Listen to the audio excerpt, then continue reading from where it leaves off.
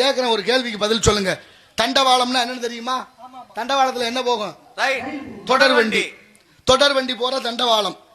தினமும் ஒரு நாளைக்கு எப்படியும் 10 வண்டி போற தண்டவாளத்துல 10-11 குழந்தைகள், ஒரு 15 குழந்தைகள் விளையாடுது.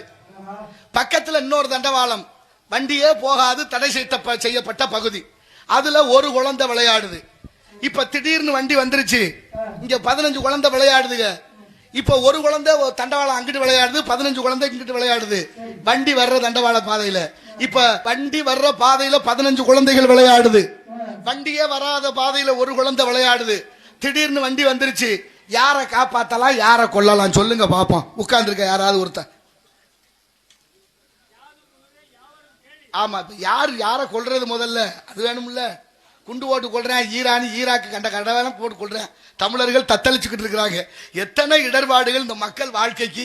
இப்ப யாரை கொல்லலாம் சொல்லுங்க. அண்ணன் முருகேசன் சொல்லுங்க. ரொம்ப மதிப்பா இருக்காரு. பாதையில வண்டி வந்துருச்சு, ஒரு குழந்தை விளையாடுற பாதையில வண்டி வரல.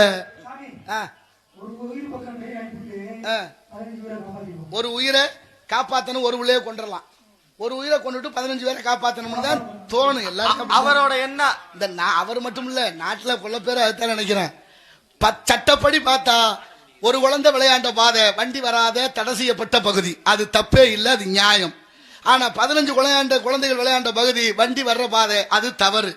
தவறு செய்யற 15 பேரை காப்பாத்த தப்பே செய்யாத ஒருத்தனை தண்டிக்க சொல்றீங்களே, என்ன நியாயம்? அதுதானே இந்த உலகத்துல நடக்குது.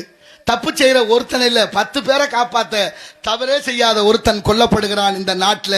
இப்படித்தான் இந்த நியாயமும் இருக்கு என்பதை உணர்ந்து கொண்டால் நாளைய தலைமுறை வாழ்வதற்கு வழி இருக்கு என்பதை உணர்வோம். ஆகினால இடத்தின் சிறப்பை பார்க்கின்ற பொழுது நின்று வைங்க.